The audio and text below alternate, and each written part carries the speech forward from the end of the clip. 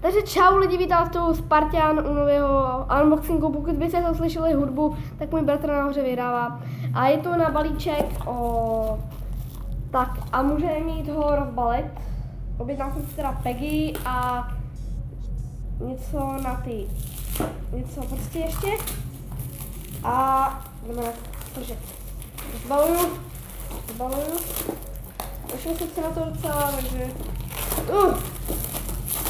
takhle toho zabalili.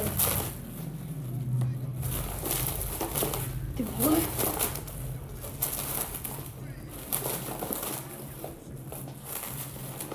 Tak, máme tu spoustu papíru. Hodíme.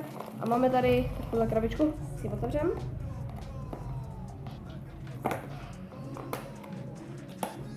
Tak jo, otevřem.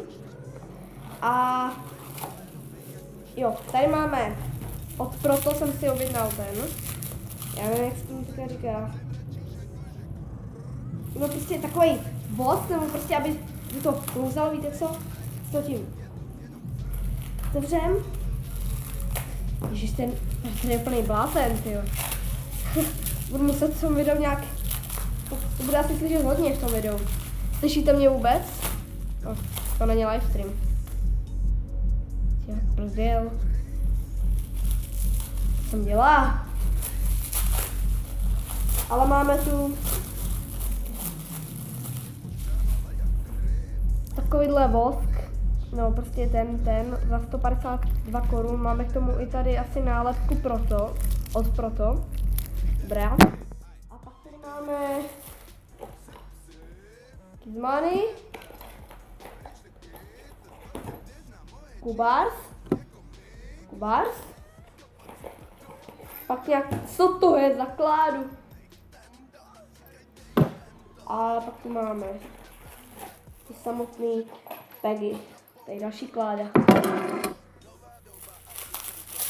Objednal jsem si teda krátký Peggy, protože nějaký kratší, aby tam nevadilo, mělo být prostě Peggy. Chápete? A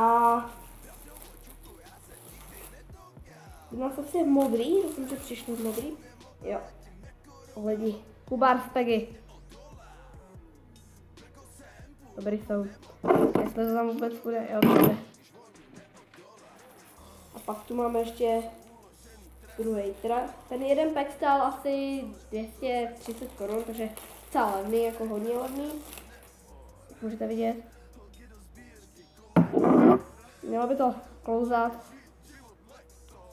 Peggy. Jsem dostal osičky. I tady těma. Možná tam namontuju. A jsem proto.